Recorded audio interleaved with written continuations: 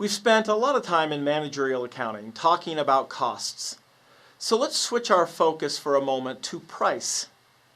There are a number of factors that affect a product's price, but the basics of pricing comes from Econ 101. Supply curves and demand curves intersect at the market price of a product. In addition to demand factors, other factors include pricing goals, like lowering pricing to increase market share, or cost considerations, like can we reduce cost to have a more competitive price. Regardless of the factors involved, the price must cover the cost of goods or services as well as earn a reasonable profit. When it comes to pricing decisions, companies tend to fall into one of two categories. Price takers are companies whose products are not easily differentiated from competitors' goods. Prices are not set by the company, but rather by the laws of supply and demand. Most companies are price takers in a market economy. This is why Coca-Cola and Pepsi are priced so similarly. If one was priced much higher than the other, few would buy it. This is not true of price setters, however. Price setters are companies whose products are unique and clearly distinguishable from a competitor's goods.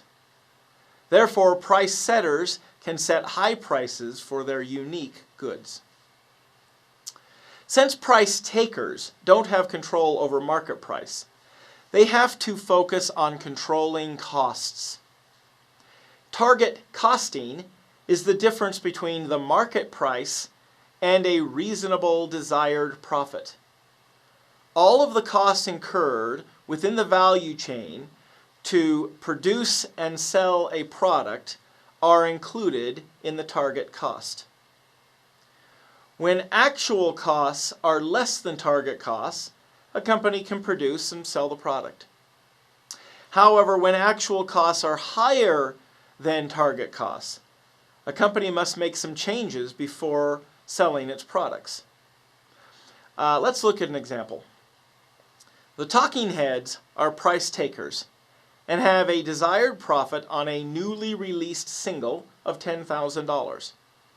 They have discretionary fixed costs related to album marketing of $25,000. All other costs cannot be changed. Target costing analysis shows that the target cost is less than the actual cost. So the Talking Heads would either need to accept a lower desired profit and/or cut discretionary fixed costs. Price setters use a cost-plus pricing rather than target costing. Cost-plus pricing starts with the full product cost and adds the desired profit. Let's look at this example. The Talking Heads are price setters and have a desired profit on a newly released single of $10,000. Their costs related to the singles are shown on the slide. With their full product cost and desired profit, they want to earn a total revenue of $135,000. If they intend to sell 500 copies, then the cost plus price is $270 per unit.